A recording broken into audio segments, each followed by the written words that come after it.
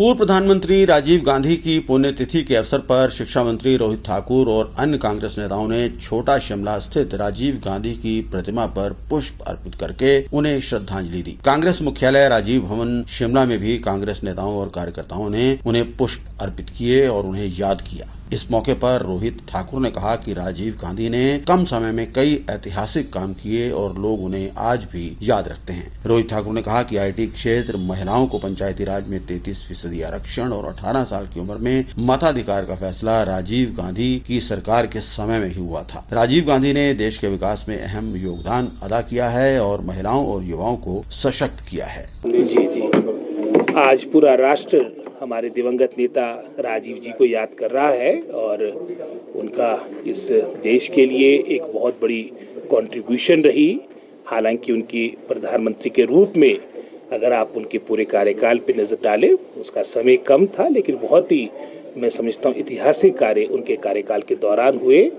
विशेषकर मैं समझता हूँ इंफॉर्मेशन टेक्नोलॉजी, जिसका आज डंका पूरे विश्व में भारत बना रहा है और आपको एक अलग पहचान है हमारे देश की, उसमें उनका एक बहुत बड़ा योगदान रहा।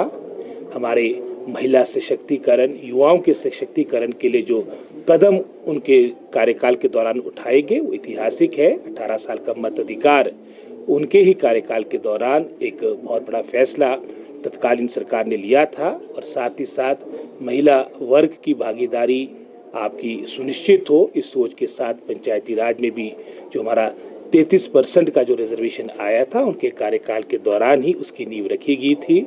उनकी बहुत बड़ी कंट्रीब्यूशन है और वर्तमान में मैं समझता हूँ कांग्रेस पार्टी ने ही पूरा राष्ट्र उनकी सेवाओं को हमेशा याद करेगा और अंत में देश की एकता और अखंडता के लिए उन्होंने अपना सर्वोच्च बलिदान दिया था। हमें मैं समझता हूँ गर्व है कि हमारे देश में ऐसे नेता रहे हैं और इसी संदर्भ में हम सभी कांग्रेस जन यहाँ पर एकत्रित हुए हैं।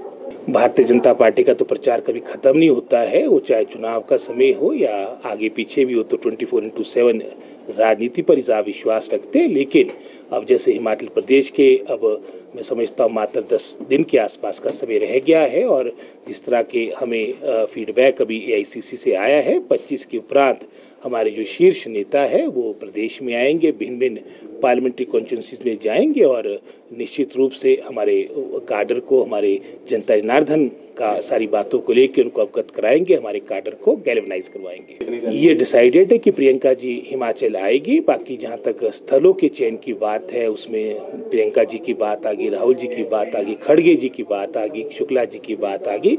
आज या कल में इसमें अंतिम रूप दिया जाएगा।